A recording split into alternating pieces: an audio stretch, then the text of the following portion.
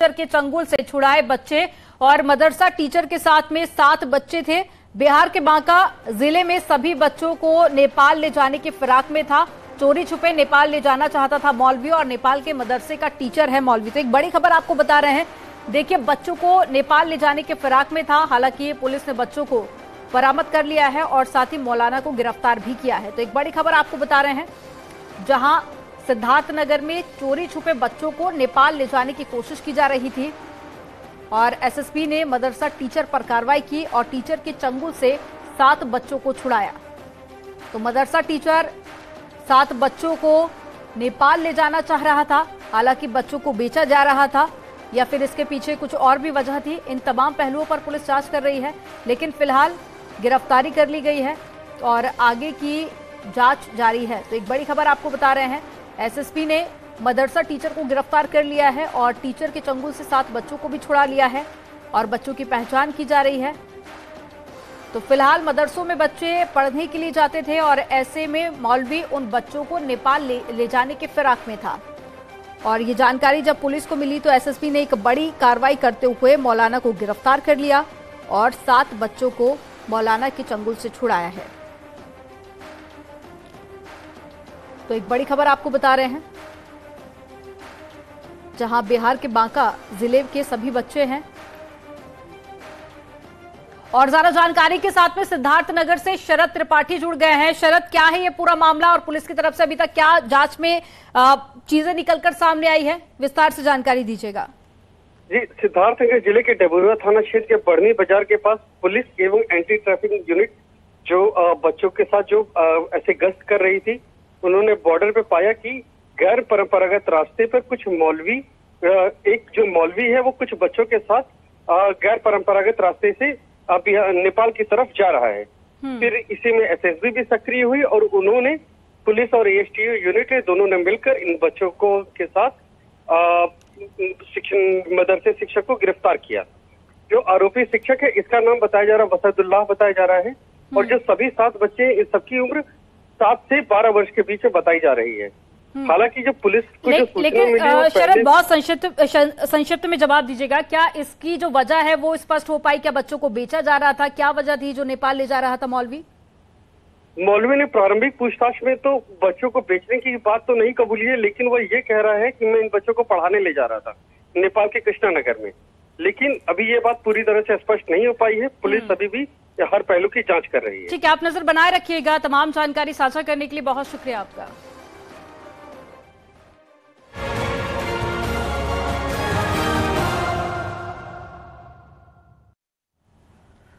Mafia Atiq के वकील और उमेश पाल मर्डर केस में आरोपी खान सौलत हनीफ को प्रयागराज सीजेएम कोर्ट ने शाम 6 बजे तक के लिए पुलिस कस्टडी में भेज दिया है। धूमनगंज थाना पुलिस उसे कस्टडी में लेकर नैनी जेल में रवाना हो चुकी है और खान सौलत हनीफ पर असद के मोबाइल पर उमेश पाल की फोटो और साथ ही अन्य जानकारियां भेजने का आरोप है। तो खान सौलत से पूछताछ में उमेश पाल शूटआउट केस में कुछ बड़े खुलासे हो सकते हैं, ऐसी उम्मीद है।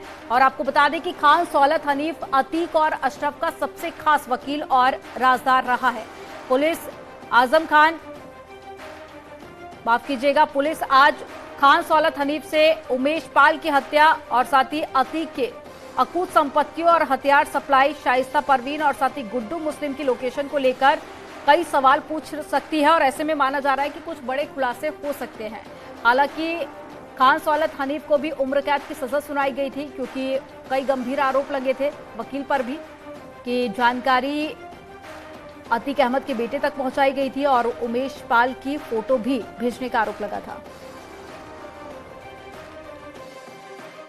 उमेश पाल हत्याकांड के मुख्य आरोपी असद के मोबाइल पर उमेश पाल की फोटो और लोकेशन भेजने के मुख्य आरोपी और अतीक अहमद के सबसे खास वकील और राजदार खान सौलत हनीफ को आप देख सकते हैं कि प्रयागराज पुलिस नैनी जेल से रिमांड पर लेने के लिए उसे अपनी कस्टडी में लेकर निकल चुकी है। ऐसे में अब पुलिस कोशिश ये करेगी कि उमेश पाल हत्याकांड के साथ ही साथ जो अतीक और अशरफ के काले कारनामे हैं, अकूत संपत्तियां हैं, जो शाइस्ता परवीन और गुड्डू मुस्लिम की लोकेशन है, ऐसे तमाम सवालों का जवाब आज जो 12 घंटे की रिमांड प्रयागराज पुलिस को मिली है, उस दौरान इन तमाम सवालों का जवाब खोजने की कोशिश करेगी। अब देखना यह होगा कि पुलिस अपने इस मकसद में कितना कामयाब होती है। कैमरामैन रवि गुप्ता के साथ राजीव प्रताप सिंह, न्यूज 18 प्रयागराज।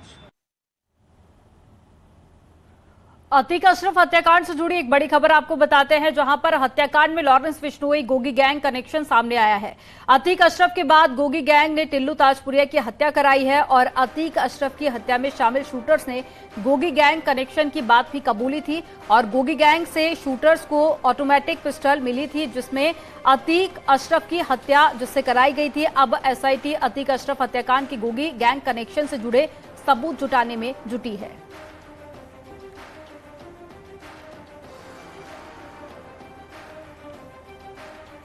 तो पंजाब का गैंग है गोगी गैंग, जो कि पहले भी कई सारी ऐसी वारदातों को अंजाम दे चुका है और अब अतीक और अशरफ से भी कनेक्शन निकलकर सामने आ रहा है। और जानकारी पुलिस को यह मिली है कि अतीक और अशरफ की हत्या गोगी गैंग ने कराई थी, जिसके बाद में पुलिस अब जांच में जुट गई है।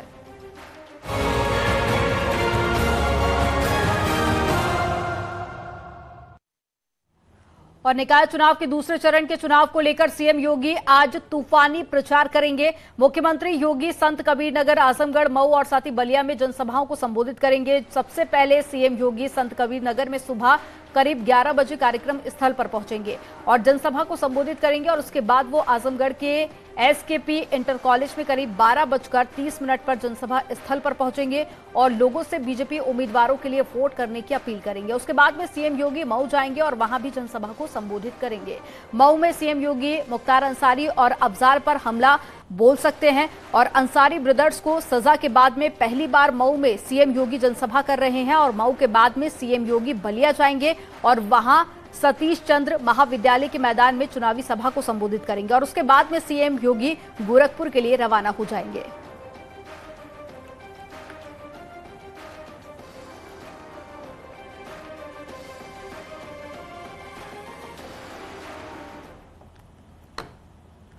नगर निकाय चुनाव के लिए पोलिंग पार्टियां बूथों के लिए रवाना हो रही हैं और इसको लेकर कमिश्नर रोशन जैकब और साथ ही डीएम सूर्यपाल गंगवार, स्मृति उपवन पहुंचे। आपको बता दें कि कल लखनऊ समेत 37 जिलों में मतदान हो रहे हैं और इस दौरान में जिला निर्वाचन अधिकारी ने व्यवस्थाओं का जायजा लिया और अधिकारियों कर्मचारियों को जरूरी दिशा निर्देश भी जारी किए गए।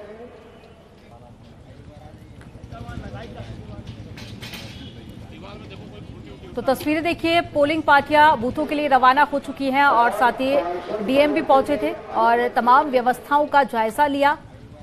तो कल इलेक्शन होने हैं उत्तर प्रदेश में नगर निगम के और ऐसे में तैयारियां लगभग पूरी हो चुकी हैं और सभी से अपील की जा रही है कि बढ़ चढ़कर इस मतदान में हिस्सा लें और तमाम जो इंतजाम है उसका भी ख्याल रखा गया है और सुरक्षा के इंतजाम भी यहां पर चाक चौबंद किए गए हैं। तो पोलिंग पार्टियां रवाना हो चुकी हैं और शाम तक बूथों पर पहुंच जाएंगी और ऐसे में उससे पहले डीएम पहुंचे थे जिन्होंने इंतजामों का जायजा लिया। इसके अलावा कमिश्नर भी निरीक्षण करने पहुंचे और साथ ही तमाम जरूरी दिशा निर्देश भी जारी कर दिए गए हैं। और योजनाओं को लेकर मोर्चे पर खुद मुख्यमंत्री योगी आदित्यनाथ डटे हुए हैं और विकास कार्यों की मॉनिटरिंग भी अब सीएम करेंगे। तो खराब प्रदर्शन पर अफसरों पर कार्रवाई भी होगी और साल में 3 बार खराब प्रदर्शन रहा तो कार्रवाई की जाएगी। अफसरों के प्रदर्शन पर मुख्यमंत्री योगी आदित्यनाथ की नजर रहेगी। कमांड एंड कंट्रोल सेंटर से नजर रखेंगे और हर महीने अफसरों की रैंकिंग भी होगी। तो जन समस्याओं के निदान पर भी विशेष नजर होगी। तो देखिए, मुख्यमंत्री योगी आदित्यनाथ जनता दरबार लगाते हैं और उसमें कई बार ऐसी समस्या सामने आई कि जो स्थानीय अधिकारी हैं वो जनता की समस्याओं का निराकरण नहीं कर रहे हैं, जिसको लेकर पहले भी एक्शन लिया गया था और अब एक बार फिर से मुख्यमंत्री योगी आदित्यनाथ काफी ज्यादा एक्टिव देखे जा रहे हैं, जो कि अफसरों की मॉनिटरिंग करेंगे और अगर 3 बार से ज्यादा की शिकायत मिलती है तो अफसरों पर एक्शन भी लिया जाएगा।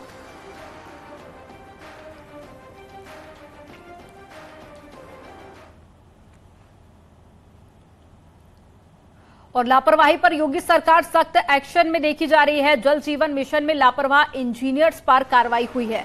अलग अलग जिलों के 5 एग्जीक्यूटिव इंजीनियर और साथ ही 5 असिस्टेंट इंजीनियर हटाए गए हैं और 3 इंजीनियर्स को दूसरे जिलों का अतिरिक्त कार्यभार भी दिया गया है। इसके साथ ही 12 से अधिक इंजीनियर के तबादले किए गए हैं। काम में सुस्ती बरतने पर यह कार्रवाई की गई। तो एक बड़ी खबर आपको बता रहे हैं और यह एक्शन लिया गया है योगी सरकार की तरफ से। और जल जीवन मिशन जो कि एक योजना है सरकार की, जिसमें घर घर जल पहुंचाने का लक्ष्य तय किया गया, अब उसमें लापरवाही पाई गई तो कई इंजीनियर्स पर कार्रवाई की गई। 5 एग्जीक्यूटिव इंजीनियर और साथ ही 5 असिस्टेंट इंजीनियर जो कि हटा दिए गए हैं और 3 इंजीनियर्स को दूसरे जिलों का अतिरिक्त कार्यभार भी दिया गया। इसके साथ ही 12 से अधिक इंजीनियर्स के तबादले भी किए गए।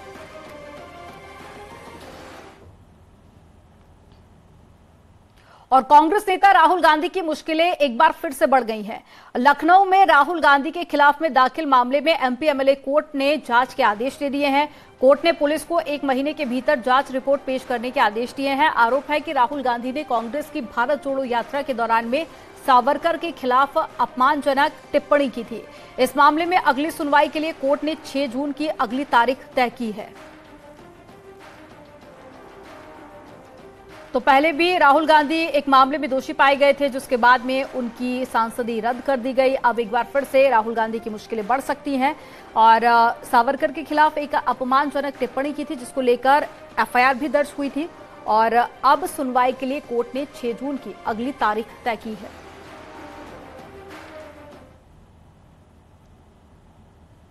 Water and power consultancy service के पूर्व सीएमडी के खिलाफ में केंद्रीय जांच एजेंसी सीबीआई ने बड़ी कार्रवाई की है। सीबीआई ने यूपी के गाजियाबाद, दिल्ली, सोनीपत और गुरुग्राम में छापेमारी की और छापेमारी में करीब 20 करोड़ से ज्यादा रुपए यहां पर जब्त किए गए। आपको बता दें कि केंद्रीय जल शक्ति मंत्रालय के अधीन water and power consultancy service आता है और यह पूरी कार्रवाई आय से अधिक संपत्ति को लेकर की गई।